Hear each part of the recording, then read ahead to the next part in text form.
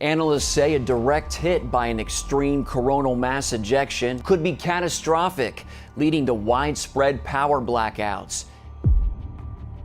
Haben Sie sich jemals gefragt, warum Milliardäre wie Mark Zuckerberg plötzlich anfingen, Inseln zu kaufen und undurchdringliche Bunker zu bauen, die Hunderte von Millionen kosteten? Dabei handelt es sich nicht um einen neuen Trend extremer Heimwerkerarbeiten, vielmehr droht eine Katastrophe, die ihre dringenden Vorbereitungen erklären könnte. Im Jahr 2024 sagen Wissenschaftler einen apokalyptischen Sonnensturm voraus, ein Ereignis, das so mächtig ist, dass es unsere technologisch abhängige Welt ins Chaos zu stürzen droht und uns möglicherweise ins Mittelalter zurückversetzt. Alle unsere Satelliten werden zerstört, GPS-Systeme werden ausfallen, Fernsehübertragungen werden stocken und das Internet, das Rückgrat der modernen Gesellschaft, wird nicht mehr existieren. Doch die Auswirkungen gehen über bloße Kommunikationsfehler hinaus. Als nächstes werden die Stromnetze kommen, die unsere Städte und Industrien versorgen. Transformatoren, die dem Anstieg der Sonnenenergie nicht gewachsen sind, werden massenhaft ausfallen und die ganze Welt in Dunkelheit stürzen. Es wird Monate, möglicherweise jahrelang keinen Strom geben. Wasserversorgungssysteme, die auf elektrischen Pumpen basieren, werden nicht mehr funktionieren. Kühlsysteme werden ausfallen, was die Konservierung von Lebensmitteln und Medikamenten unmöglich macht. Ohne jegliche Kommunikation, Nahrung oder Wasser wird es zu massivem Chaos und Anarchie kommen, in der jeder um sein eigenes Überleben kämpft. Sie denken vielleicht, dass dies nur eine weitere dieser Vorhersagen über den Weltuntergang ist, die niemals eintreten werden. Denn wenn so etwas in unserer Geschichte noch nie passiert ist, wie groß ist dann die Chance, dass es jetzt passiert? Aber das ist die Sache. Dieses Ereignis ist schon einmal passiert. Tatsächlich ist es nicht nur einmal, sondern viele Male passiert. Und es wird zweifellos wieder passieren. Planet Earth dodged a catastrophe 2 years ago. Scientists say an extreme solar storm believed to be the most powerful in at least 150 years barely missed the U.S. As Mark Martin shows us, if it would have hit the Earth, the results could have been devastating. Wir haben dem nicht viel Aufmerksamkeit geschenkt, weil unsere Zivilisation damals noch nicht so sehr auf Technologie und Elektrizität angewiesen war und wir davon kaum betroffen waren, da Sonnenstürme selten eine direkte Bedrohung für menschliches Leben darstellen. Mitten in der Nacht des 2. September 1859 wurden Menschen auf der ganzen Welt durch ein unheimliches, jenseitiges Leuchten am Himmel wachgerüttelt, das die Nacht zum Tag machte. Die Aurora Borealis, allgemein als Nordlicht bekannt, erstreckte sich bis nach Kuba und Honolulu im Süden, während die Aurora Australis oder Südlichter bis nach Santiago in Chile reichten. Für unzählige Menschen auf der ganzen Welt war dies die erste Begegnung mit dem Polarlicht und sie waren verwirrt über den ungewöhnlich hellen Himmel. An manchen Orten war es so hell, dass Vögel zu zwitschern begannen und die Gas- und Kerzenlaternen wurden gelöscht, was die verwirrten Anzünder für unnötig hielten. Einige befürchteten, dass es die Apokalypse ankündigte, während andere, getäuscht vom erleuchteten Himmel und dem Gesang der Vögel, es mit dem Sonnenaufgang verwechselten und mit ihrer täglichen Routine begannen. Das Telegrafensystem, das technologische Wunderwerk der Zeit und das Rückgrat der internationalen Kommunikation, geriet plötzlich und aus unerklärlichen Gründen außer Kontrolle. Die Betreiber waren im wahrsten Sinne des Wortes schockiert, als Funken aus ihren Geräten flogen. Einige berichteten sogar, dass ihre Maschinen besser funktionierten, wenn sie nicht angeschlossen waren und ausschließlich von der elektrischen Luft um sie herum angetrieben wurden. Die Ursache dieses beispiellosen Ereignisses war den damaligen Menschen völlig unbekannt. Ein mysteriöses Phänomen, das später als Carrington-Ereignis bekannt wurde. Es wurde nach dem englischen Astronomen Richard Carrington benannt, der am 1. September, dem Vortag, während seiner Routinebeobachtungen Zeuge des Ereignisses wurde, das seinen Namen in die Annalen der Geschichte einschrieb, den heftigsten geomagnetischen Sturm, der jemals aufgezeichnet wurde. Zu Carringtons täglichem Ritual gehörte das sorgfältige Skizzieren der Sonnenflecken, die er mit seinem Teleskop beobachtete. Diese Methode ermöglichte es ihm, die Bewegung und Veränderung der magnetischen Aktivität der Sonne zu verfolgen. Als Carrington an diesem Tag durch sein Teleskop blickte, bemerkte er eine Gruppe riesiger Sonnenflecken auf der Sonnenoberfläche. Dies war keine Seltenheit, aber was als nächstes geschah, war anders als alles, was er oder irgendjemand sonst jemals gesehen hatte. Carrington beobachtete einen plötzlichen, intensiven weißen Lichtblitz, der von den Sonnenflecken ausging. Dieser strahlende Lichtschein war so unerwartet und außergewöhnlich, dass Carrington für einen Moment fassungslos war. Er erlangte schnell seine Fassung zurück und beeilte sich, das Ereignis aufzuzeichnen, wobei er den Zeitpunkt und die Merkmale des Leuchtfeuers notierte. Diese sorgfältige Dokumentation sollte sich als entscheidend erweisen, um die Sonneneruption mit den geomagnetischen Störungen in Verbindung zu bringen, die bald darauf auf der Erde folgten. Das von Carrington beobachtete Phänomen war eine Sonneneruption, ein starker Strahlungsausbruch, der durch die Freisetzung magnetischer Energie im Zusammenhang mit Sonnenflecken entsteht. Zunächst verstand Carrington selbst die Auswirkung dessen, was er gesehen hatte, nicht ganz. Aber nachdem er das Chaos am nächsten Tag miterlebt hatte, wusste er, dass es einen Zusammenhang gab. Seine Beobachtungen lieferten den ersten eindeutigen Beweis dafür, dass Sonneneruptionen mit geomagnetischen Stürmen auf der Erde zusammenhängen. Aber warum sollte das Carrington-Ereignis überhaupt als apokalyptisch gelten? Letztendlich waren es nur ein paar Lichter am Himmel und kaputte Telegraphen. Nun, der einzige Grund, warum das Carrington-Ereignis von 1859 die menschliche Zivilisation nicht zerstörte, war die technologische Landschaft dieser Zeit. Die fortschrittlichste Technologie der damaligen Zeit, das Telegraphensystem, hatte nicht die Allgegenwart oder entscheidende Bedeutung, die die heutigen Stromnetze und Kommunikationsnetze haben.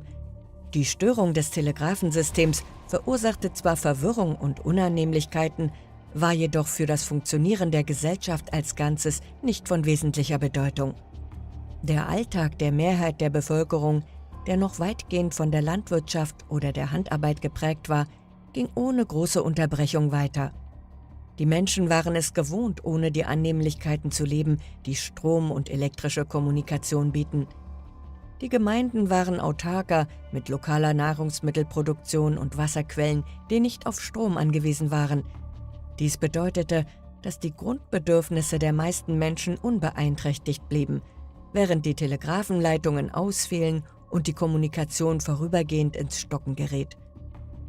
Um das Potenzial eines solchen Ereignisses zur Störung der modernen Zivilisation zu verstehen, muss man sich mit den Phänomenen Sonneneruptionen, koronalen Massenauswürfen, Coronal Mass Ejections, CMEs und der Magnetosphäre der Erde befassen.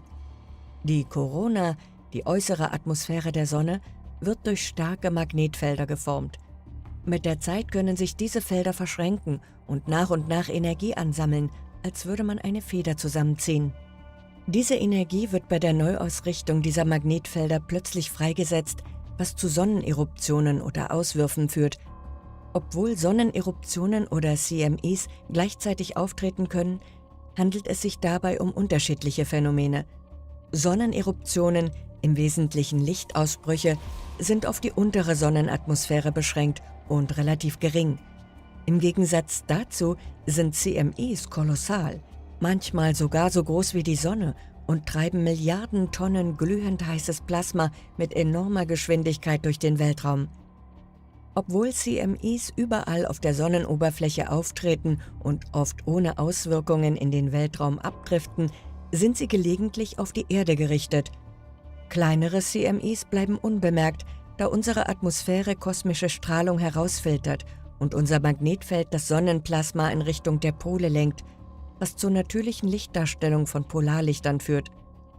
Allerdings umfasst die Sonnenaktivität, ähnlich wie das Wetter auf der Erde, ein Spektrum von mild bis schwerwiegend. Während CMEs ein weit verbreitetes Sonnenphänomen sind, das einige Male täglich auftritt, kann die Sonne ein- oder zweimal pro Jahrhundert gewaltige Superstürme auslösen, die die Erde erreichen.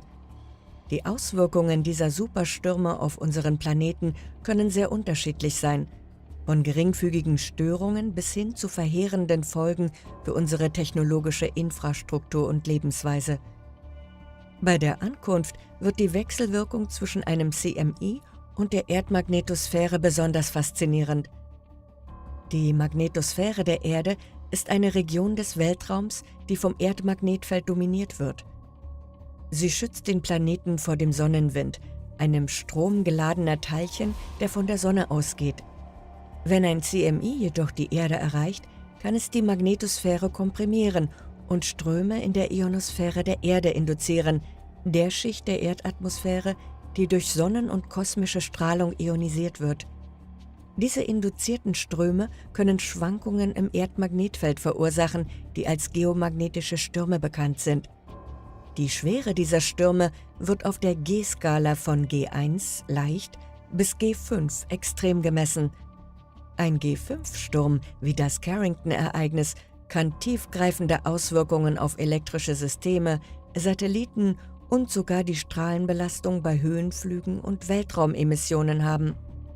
Der Grund, warum diese geomagnetischen Stürme so störend sein können, liegt in ihrer Fähigkeit, elektrische Ströme in langen Leitern wie Stromleitungen, Pipelines und Unterseekabeln zu induzieren.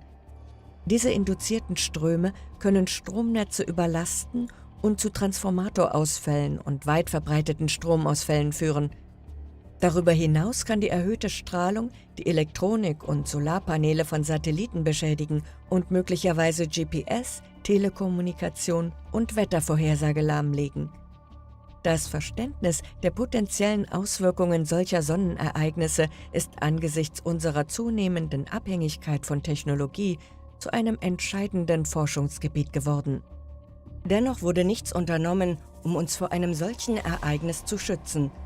Tatsächlich entging die Erde noch vor wenigen Jahren nur knapp einem Sonnensturm der Größenordnung des Carrington-Ereignisses von 1859.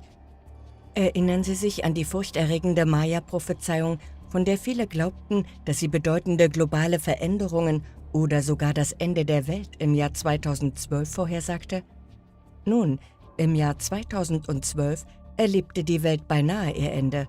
Es war im Juli, als ein koronaler Massenauswurf von der Sonnenoberfläche in Richtung der Erdumlaufbahn ausbrach.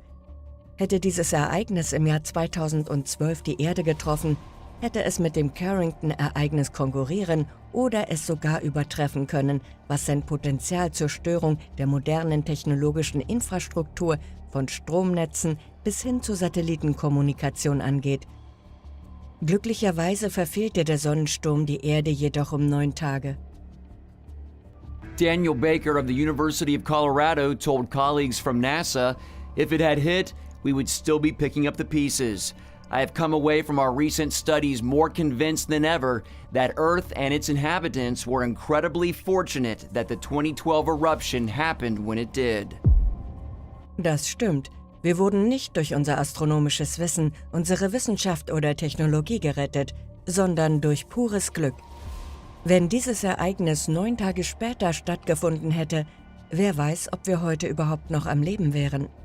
Without the electric grid, well, of course, there's no power. There's also no water. There's also no communications, no transportation, no medical care.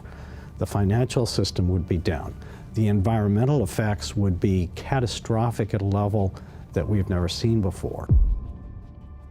Hätte dieser Sonnensturm eine Woche früher stattgefunden, hätte die Katastrophe biblische Ausmaße angenommen und wir würden immer noch versuchen, die betroffenen Systeme wieder aufzubauen. A study by the National Academy of Sciences found the total economic impact could be more than $2 trillion. That's 20 times greater than the cost of Hurricane Katrina. Aber die Kosten für den Wiederaufbau sind nicht das eigentliche Problem. Die eigentliche Sorge besteht darin, dass wir mindestens 4 Jahre brauchen werden, um es vollständig wieder aufzubauen. Was würde mit unserer Zivilisation in diesen 4 Jahren ohne Strom passieren? Es gibt Hinweise darauf, dass seit Jahrtausenden starke Sonnenstürme die Erde heimsuchen. Eine im Januar 2022 veröffentlichte Studie enthüllte Funde von radioaktiven Partikeln, die tief im grönländischen Eis eingebettet sind, Überreste eines gewaltigen Sonnensturms, der unseren Planeten vor etwa 9200 Jahren traf. Darüber hinaus hat die Raumfahrt der NASA dokumentiert, dass ein Sonnensturm in einer Größenordnung, die mit dem Carrington-Ereignis vergleichbar ist, um 774 nach Christus die Erde erschütterte, was ein weiteres Beispiel für die historische Vorgeschichte erheblicher Sonnenstörungen darstellt. Schätzungen zufolge kommt es etwa alle 100 bis 200 Jahre zu Sonnenstürmen in einer Größenordnung, die weitreichende technologische Störungen verursachen können. Die Häufigkeit solcher Ereignisse und ihre Auswirkungen auf die Erde können jedoch aufgrund der zyklischen Natur der Sonnenaktivität und der Komplexität der Vorhersage von Weltraumwetterphänomenen stark variieren. Sonnenstürme haben die Menschheit immer wieder daran erinnert, wie verletzlich wir gegenüber den Launen der Sonne sind. Ein solches Ereignis ereignete sich am 13. März 1989, als ein starker geomagnetischer Sturm die Erde traf und zum Zusammenbruch des Stromnetzes Hydro-Quebec in Kanada führte. Dieses Ereignis führte zu einem großflächigen Stromausfall, von dem Millionen Menschen über 9 Stunden lang betroffen waren. Der Sturm wurde durch einen koronalen Massenauswurf, einen CME, ausgelöst, der mit der Magnetosphäre der Erde interagierte und Ströme induzierte, die stark genug waren, um Stromleitungen und Transformatoren zu überlasten. Der Stromausfall in Quebec im Jahr 1989 veranschaulicht die direkten Auswirkungen, die Sonnenstürme auf die elektrische Infrastruktur haben können. Ein weiteres bemerkenswertes Beispiel ist die Reihe von Sonnenstürmen, die als Halloween-Stürme im Oktober und November 2003 bekannt sind. Während dieser Zeit löste die Sonne eine Flut von Sonneneruptionen und koronalen Massenauswürfen aus, die den Satellitenbetrieb störten, die GPS-Navigation und Kommunikationsnetze beeinträchtigten und die vorübergehende Abschaltung des schwedischen Stromnetzes verursachten. Zusätzlich zu den direkten Auswirkungen auf die Technologie stellen Sonnenstürme eine Gefahr für die menschliche Gesundheit dar, insbesondere für Besatzungen und Passagiere auf Polarrouten. Während der Halloween-Stürme 2003 waren Fluggesellschaften gezwungen, Flüge umzuleiten, um der erhöhten Strahlungsbelastung zu entgehen. Astronauten an Bord einer internationalen Raumstation mussten Schutz suchen, um einer Strahlenkrankheit vorzubeugen. Aber alle diese Ereignisse waren im Vergleich zum Carrington-Ereignis relativ schwach. Die Frage ist also, was genau passiert, wenn uns ein Carrington-Ereignis trifft? Nun, wenn ein Sonnensturm dieser Stärke zuschlägt, ist das so, als würde man den Netzschalter der Welt umlegen. In einem Augenblick beginnt alles, worauf die moderne Zivilisation angewiesen ist, zusammenzubrechen. Satelliten schmoren im Orbit und unterbrechen Mobiltelefonverbindungen, Internet und Fernsehen. Ohne GPS verirren sich Flugzeuge und der einstmals geordnete Himmel versinkt im Chaos. Die ersten Stunden sind von Verwirrung geprägt. Radios senden Rauschen statt Nachrichten, sodass die Leute nach Informationen suchen müssen. Doch wenn die Realität einsetzt, verwandelt sich die Verwirrung in Panik. In den Städten fällt die Nacht wie ein Vorhang. Straßenlaternen und Häuser werden dunkel. Krankenhäuser, die auf Notstromaggregate angewiesen sind, stehen vor der schwierigen Entscheidung, wen sie retten und wen sie gehen lassen müssen. Wasserversorgungssysteme, die auf Elektropumpen basieren, funktionieren nicht mehr. Kühlsysteme fallen aus und die Haltbarkeit von Lebensmitteln und Medikamenten wird beeinträchtigt. Dann werden die Supermärkte zum Schlachtfeld. Da die Registrierkassen kaputt und die Kartenautomaten nutzlos sind, dauert es nicht lange, bis aus Panikkäufen Plünderungen werden. Fenster zersplittern und Türen werden eingetreten, während Menschen um die letzten Lebensmitteldosen und Wasserflaschen streiten. Die dünne Fassade der Gesellschaft beginnt sich abzulösen und offenbart eine Verzweiflung, von der viele dachten, dass die Menschheit sie hinter sich gelassen habe. Ohne Strom sind die Zapfsäulen an Tankstellen nur Metallskulpturen. Autos werden zu nutzlosen Metallbrocken, die die Straßen blockieren. Der öffentliche Nahverkehr kommt zum Stillstand. Städte werden zu Fallen für die Millionen Menschen, die in ihnen leben. In den darauffolgenden Tagen gehen ohne frische Lieferungen die Lebensmittel aus. Die Leute fangen an, sich die Konserven in ihren Schränken anzusehen und fragen sich, wie lange sie haltbar sind. Wasser wird zu Gold. Menschen sammeln Regenwasser oder brechen in Gebäude ein, um etwas zu trinken zu finden. Ohne Strom zum Heizen beginnt die Kälte beißend zu werden. In nördlichen Städten kriecht die Kälte des Winters in die Häuser. Die Menschen drängen sich zusammen, um sich zu wärmen und verbrennen alles, was sie finden können. Und überall ist die Dunkelheit der Nacht vollkommen. Keine Straßenlaternen, kein Licht aus den Fenstern. Es wird keine Polizei, keine Feuerwehr und keine Krankenwagen geben. Regierungen werden scheitern, da sie ohne Kommunikationsleitungen nicht mehr operieren können. Lokale Kriegstreiber und Banden übernehmen die Kontrolle und herrschen durch Verängstigung. Es wird keine Gesetze geben, da jeder verzweifelt ums Überleben kämpfen wird. Nachbarn wenden sich gegen Nachbarn, Fremde sind Bedrohungen, keine Mitüberlebenden. Auf dem Land bewachen die Bauern ihre Ernte und ihr Vieh, wohl wissend, dass sie ein Ziel für die hungrigen Massen sind, die aus den Städten fliehen. Doch ohne Treibstoff für die Traktoren können sie nur zusehen, wie die Felder unbewirtschaftet bleiben. Und dann ist da noch die Hungersnot. Ohne Lebensmittellieferungen und funktionierende Märkte breitet sich der Hunger wie eine Seuche aus. Die Menschen essen, was sie finden können, aber es ist nie genug. Unterernährung und dann Hungersnot sind weit verbreitet. Krankheit folgt. Ohne sauberes Wasser und sanitäre Einrichtungen breiten sich in den Wohnvierteln Krankheiten aus, die einst leicht vermeidbar waren. Dies ist eine Welt, die nicht wiederzuerkennen ist. Die Menschheit wird um Jahrhunderte in ein neues, dunkles Zeitalter zurückgedrängt. Bei diesem russischen Roulette-Spiel, das wir seit so vielen Jahren mit der Sonne spielen, liegt die Wahrscheinlichkeit, dass ein katastrophaler Sonnensturm die Erde trifft, in 10 Jahren bei 12%. Deshalb ist es wichtig, Notfallpläne zu erstellen, da eine solche Katastrophe jederzeit eintreten kann.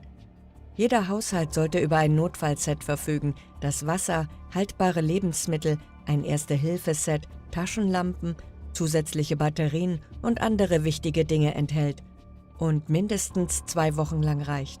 Investitionen in alternative Energiequellen wie Sonnenkollektoren mit Batteriespeicher oder tragbare Generatoren können bei einem Netzausfall als Ersatz dienen. Es ist von entscheidender Bedeutung, über einen Vorrat an gespeichertem Wasser und Mitteln zur Wasseraufbereitung, wie zum Beispiel Reinigungstabletten oder Filter, zu verfügen.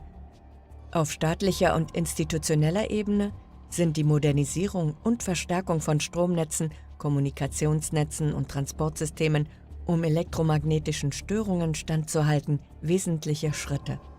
Dazu gehört die Installation netzstärkender Technologien wie Faraday-Käfige um kritische Komponenten herum.